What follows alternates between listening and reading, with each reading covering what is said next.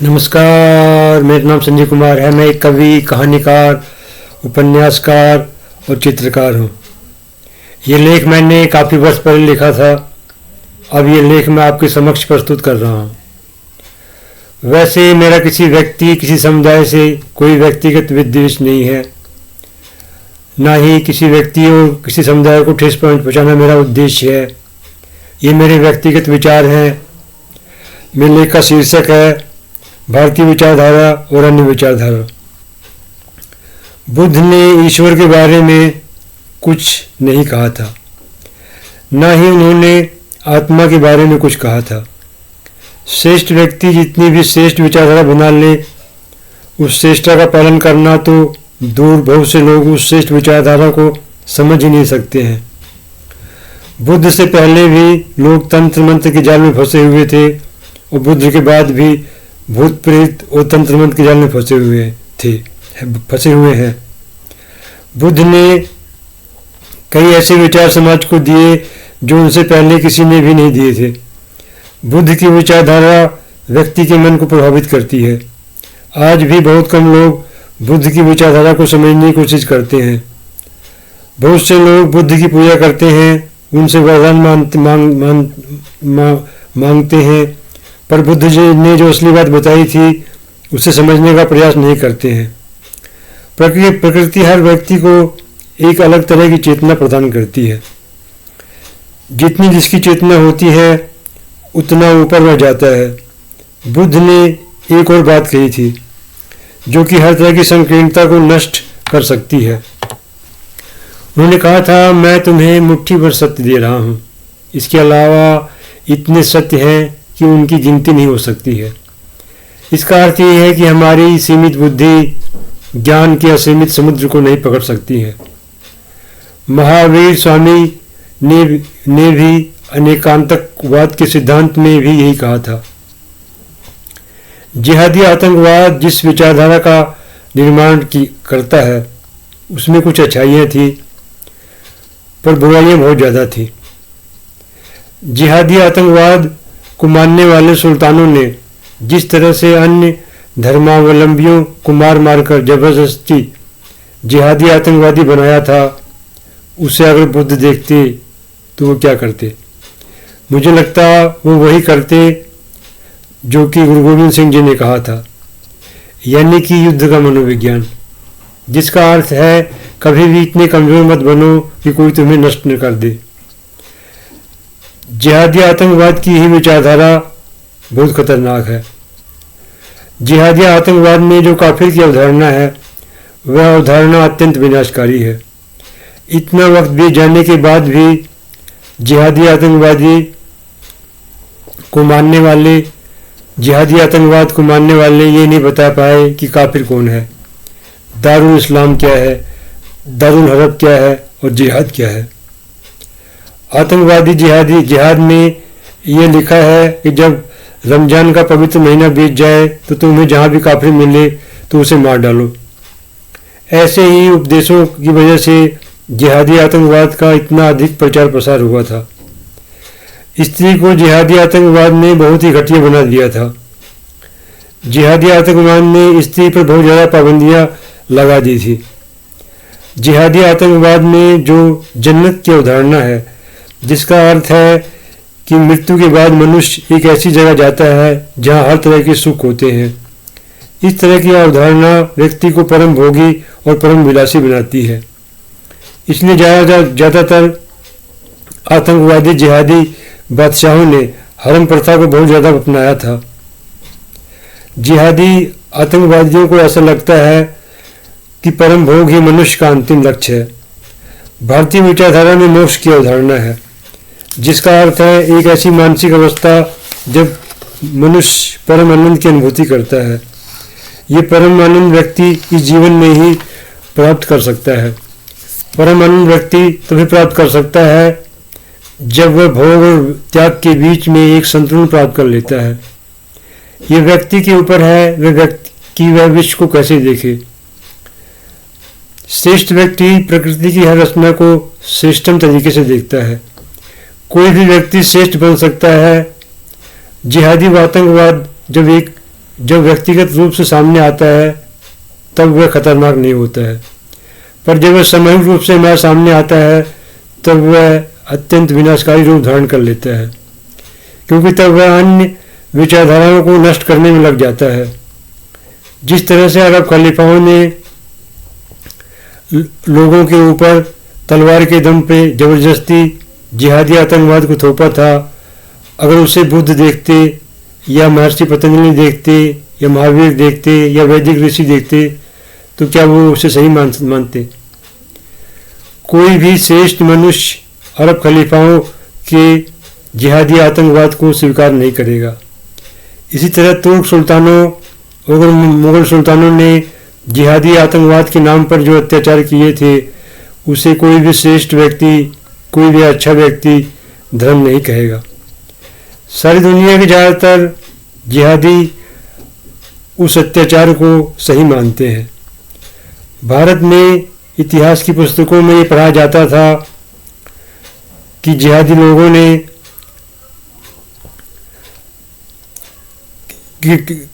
ने जिहादी आतंकवादियों का स्वागत किया था, क्योंकि वो अत्याचारपूर्ण शासन से तंग आ गए थे। अरब खलीफा कौन थे ये ज़्यादातर भारतीय नहीं जानते हैं। अरब खलीफा धार्मिक और राजनीतिक गुरु थे जो जिहादी आतंकवाद के उत्तराधिकारी थे। भारत में ज़्यादातर लोगों को इतिहास बहुत नहीं है। इसी तरह भारत में वोट बैंक की राजनीति के कारण तुर्क और मुगल सुल्तानों के अत्याचारों को छिपाया जाता है, लेकिन कोई भी सरकार सत्य को ज़्यादा दिनों तक छिपा नहीं पाएगी। जैसे जैसे लोगों की जागरूकता बढ़ेगी वैसे वैसे लोग सत्य को अपने आप प्रकट कर देंगे। बुद्ध ने व्यवहारिक जीवन को महत्व दिया था। श्रेष्ठ व्यक्ति से जीवन बिताने के लिए अष्टमार्ग का सिद्धांत बनाया था। जिहादी आतंकवाद में कुछ अच्छी बातें भी थी, जैसे कि शराब न पीना और अन्य तरह के अच्छे विचार, पर जो अच्छी बातें उन्होंने बताई थी उसे पहले के महात्मा पहले ही जीवन के लिए उपयोगी बता चुके थे। उनकी श्रेष्ठ बातों में कुछ भी नया नहीं था। उन्होंने खराब बातें इतनी ज़्यादा बताई कि जिहादी आतंकवाद अन्य धर्मावलंबियों के लिए अभिशाप बन गया। जिहादी आतंकवादी मनुष्य के बीच में वैमनस्य पैदा करते हैं। जिहादी आतंकवाद में कहा गया है जो कुछ हम मानते हैं बस वही सही है, बाकी अन्य विचारधाराएं व्यर्थ हैं। जिहादी आतंकवाद स्त्री को भोग विलास की वस्तु बनाता है। तलाक की अवधारणा हर परिवार के लिए विनाशकारी है। इसी तरह जिहादी आतंकवाद एक परिवार विरोधी विचार है। जिहादी आतंकवाद एक समाज विरोधी विचार है, क्योंकि जिहादी आतंकवाद शांतिपूर्ण से अस्तित्व को स्वीकार नहीं करता है। इस तरह से हम देख सकते हैं जिहादी आतंकवाद स्त्री, मनुष्य, परिवार और समाज सबके लिए विनाशकारी है। कुछ लोग कह सकते हैं जब जिहादी आतंकवाद में इतनी ज़्यादा बुराइयां हैं तो जिहादी आतंकवाद का प्रचार प्रसार कैसे हुआ? जिहादी आतंकवाद का प्रसार तलवार के दम से हुआ था। सारी दुनिया की जिहादी अरब खलीफाओं के अत्याचार को ईश्वर का आदेश मानते हैं। वो रात दिन अरब खलीफाओं के अत्याचार को एक विजय गाथा के रूप में सुनते और कहते हैं। इस तरह से उनकी मानसिकता इस तरह की होती है कि उन्हें लगता है कि तलवार के दम से धर्म का प्रचार करना सही था और आज भी सही है। वैसे आज तलवार की जगह बंदूक, तोप और एटम बम ने ले ली है। यहीं से शुरू होती है वह नफरत जो अन्य धर्मावलंबियों को नष्ट करने में विश्वास करती है। बहुत से लोगों ने जिहादी आतंकवाद के खिलाफ लिखा है। भारत में बड़े ही विचित्र हालत पैदा हो गए थे। यहाँ पर जिहादी आतंकवाद का खतरा दिनों दिन बढ़ता ही जा रहा था। एक तरफ पाकिस्तान छद्म युद्ध से भारत को तबाह कर रहा था, तो दूसरी तरफ बांग्लादेश घुसपैठ करके भारत को बर्बाद कर रहा था। भारत की जनता जातिवाद के कुचक्र में इस तरह से फंसी हुई थी कि उसे परम जातिवाद के अलावा और कुछ समझ में ही नहीं आता था। जिहादी देशों में कोई व्यक्ति अपनी धर्म की पुस्तक लेकर भी नहीं चल सकता है, ना ही अपने धर्म का प्रचार प्रसार कर सकता है। शिया और सुन्नी में विनाशकारी दंगे बढ़ते ही जा रहे हैं। जिहादी आतंकवाद में संगीत की मनाही है। जिहादी आतंकवाद में नाटक पर मनाही है। कोई भी व्यक्ति वैज्ञानिक दृष्टि से जिहादी आतंकवाद का विश्लेषण नहीं कर सकता है। इस तरह जिहादी आतंकवाद एक विज्ञान विरोधी धर्म विचार है। इस तरह हम देख सकते हैं कि जिहादी आतंकवाद सारे मानव समाज पर एक कलंक के समान है। भारत में रहने वाले ज़्यादातर जिहादी रहते तो भारत में हैं, पर वो भारत से नफरत भी करते हैं। कई टीवी चैनलों पर मैंने जिहादी लोगों को भारतीय संस्कृति के खिलाफ जहर उगलते देखा है। मैंने आज तक एक भी भारतीय विचारधारा के मानने वाले महात्मा को ऐसा नहीं देखा है जो जिहादी आतंकवाद के खिलाफ जहर उगलता हो, पर मैंने एक भी मौलवी ऐसा नहीं देखा है जिसने भारतीय विचारधाराओं की तारीफ की हुई। जब एक भारतीय प्रार्थना करता है तो वो सारे जगत के कल्याण की कामना करता है, पर एक जब जिहादी आतंकवादी प्रार्थना करता है तो वो सिर्फ जिहादी आतंकवादियों की भलाई की कामना करता है। काफिर कौन है, जो जिहादी आतंकवाद का शत्रु है या वो जो अन्य विचारधाराओं को मानता है? ज़्यादातर जिहादी सुल्तानों ने उसे भी काफिर माना जो जिहाद को कोई हानि नहीं पहुंचाता है, पर अन्य जिहादी विचारधारा को मानता है। दारुल इस्लाम वो जगह है जहाँ पर काफिर रहते हैं, काफिर नहीं रहते हैं। यह उदाहरण भी स्पष्ट नहीं है। दारुल हरब क्या है, यह उदाहरण भी स्पष्ट नहीं है। जिहाद क्या है, यह उदाहरण भी स्पष्ट नहीं है। क्या जिहाद उसके खिलाफ करना चाहिए जो आतंकवाद का शत्रु है या जो अन्य विचारधाराओं को मानता है? जजिया किसके ऊपर लगाया जाना चाहिए, यह उदाहरण भी स्पष्ट नहीं है। जजिया क्यों लगाना चाहिए, यह भी स्पष्ट नहीं है। जिस तरह से अरब खलीफाओं ने लोगों को मार मार के जबरदस्ती जिहादी आतंकवाद को स्वीकार करवाया था, उसी तरह अब कोई सरकार जिहादियों को अन्य धर्मों को स्वीकार करने के लिए जबरदस्ती बाध्य करे तो वो गलत कैसे है?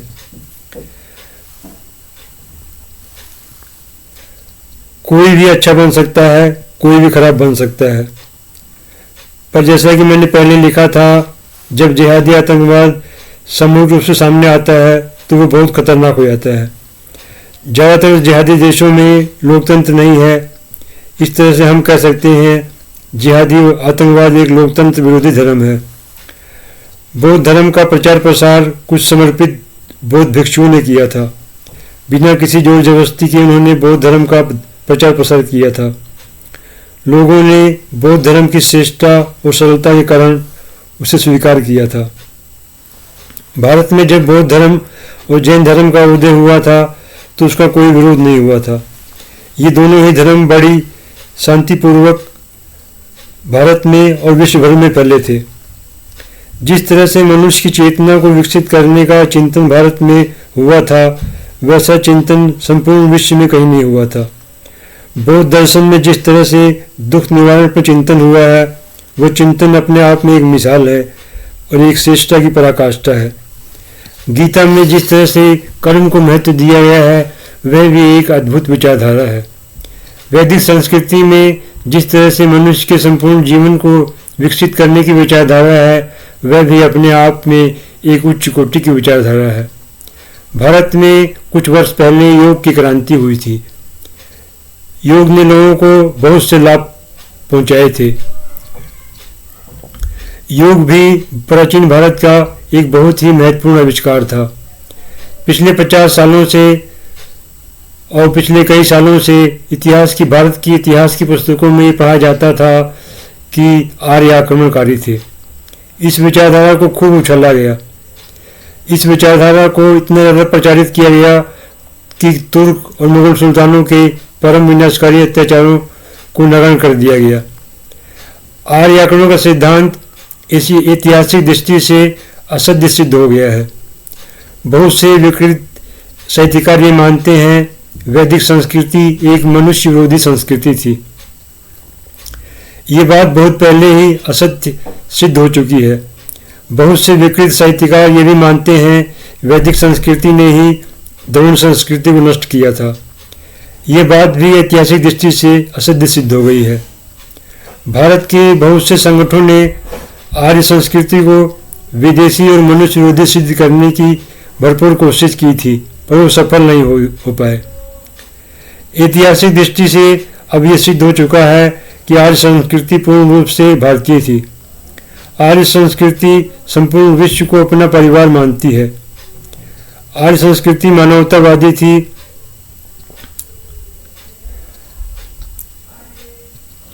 बहुत कम लोग परम आनंद को प्राप्त करने का प्रयास करते हैं, क्योंकि परम आनंद सबको नहीं मिलता है। परम आनंद उसी को मिलता है जो इसके लिए प्रयास करता है। मध्य युग में जो भक्ति आंदोलन हुआ था उसने भी बहुत से श्रेष्ठतम विचार मनुष्य को दिए और भारत को दिए और पूरे विश्व को दिए। स्वतंत्रता के बाद भारत में बहुत ही विकृत राजनीति का प्रचार प्रसार हुआ। विकृत धर्मनिरपेक्षता ने वैदिक संस्कृति को मनुष्य विरोधी सिद्ध करने का भरपूर प्रयास किया था, पर वो लोग सफल नहीं हो पाए। विकृत धर्मनिरपेक्षता समाज में काफी लंबे समय तक छाई हुई थी। भारतीय समाज धीरे धीरे जातिवाद के बंधन को तोड़ रहा है। श्रेष्ठ विचारों से वही जुड़ेगा जो उससे जुड़ना चाहेगा। अभी हाल में जो योग की क्रांति भारत में हुई थी उससे लोगों को बहुत लाभ हो रहे हैं। जिस तरह से लोग योग से जुड़ रहे हैं, धीरे धीरे यह एक बहुत बड़ा आंदोलन बनेगा। सारी दुनिया रोगों से पीड़ित है। योग व्यक्ति को योग व्यक्ति के शारीरिक रोगों को तो नष्ट करता ही है, पर योग व्यक्ति को मानसिक दृष्टि से भी बहुत ही श्रेष्ठ और बहुत ही महानतम बनाता है। इस तरह से योग से मनुष्य के शारीरिक और मानसिक दोनों ही रोग नष्ट होते हैं और मनुष्य एक पूर्ण मानव बनता है। प्राचीन भारत का एक महत्वपूर्ण विचार जो लुप्त हो गया था, आज वह फिर से प्रकट हो गया है। बहुत से विकृत लोगों को योग के प्रचार प्रसार से बहुत चिढ़ हो रही है, लेकिन वो लोग कुछ भी कर नहीं पा रहे हैं। कोई भी समाज जब हीन भावना से पीड़ित होता है तब उसका पतन हो जाता है। जब तक हम अपनी संस्कृति के बारे में नहीं जानेंगे तब तक हमारे अंदर हीन भावनाएं भरी रहेंगी। वैदिक संस्कृति में इतनी श्रेष्ठता होने के बाद भी मेरे परिवार में ही बहुत से ऐसे लोग हैं जो वैदिक संस्कृति को नहीं समझते हैं। मेरे ही परिवार में बहुत से ऐसे लोग हैं जो अपनी पत्नियों को सिर्फ भोग विलास की वस्तु समझते हैं। मेरे ही परिवार में बहुत से ऐसे लोग हैं जो परम विकृतियों से घिरे हुए हैं। वो रात दिन सिर्फ विकृतियों के अलावा और कुछ नहीं सोचते हैं। महान व्यक्ति कितनी भी श्रेष्ठ विचारधारा बना ले, पर विकृत व्यक्ति उसे क्षण भर में विकृति में बदल देता है। विकृत मनुष्य प्रकृति की हर रचना को विकृत दृष्टिकोण से देखता है। विकृत मनुष्य ऐसे विचारों से घिरा रहता है जिसमें सिर्फ गंदगी ही गंदगी होती है। गौतम बुद्ध आए और चले गए, गुरु नानक आए और चले गए, ऐसे ही बहुत से महान व्यक्ति आए और चले गए, पर दुनिया है कि वैसी की वैसी ही रही। गौतम बुद्ध चेतना की जिस ऊंचाई पर पहुंचे थे उसे बहुत से लोग समझ ही नहीं सकते हैं। आज भी ऐसे लोगों की कोई कमी नहीं है जो सिर्फ विकृतियों के अलावा और कुछ नहीं जानते हैं। आज भी ऐसे लोगों की भरमार है जो सिर्फ भोग विलास को ही जीवन का मूल मंत्र समझते हैं। जो जैसा चाहता है वो वैसा ही बनता है। हर युग में ऐसा होता है और हर युग में ऐसा ही होता रहेगा। मेरे वीडियो को देखने के लिए आपका बहुत बहुत धन्यवाद। अगर आपको मेरा वीडियो पसंद आया हो तो मेरे चैनल को कृपया आप सब्सक्राइब कर लें। वंदे मातरम। भारत माता की जय। नमस्कार।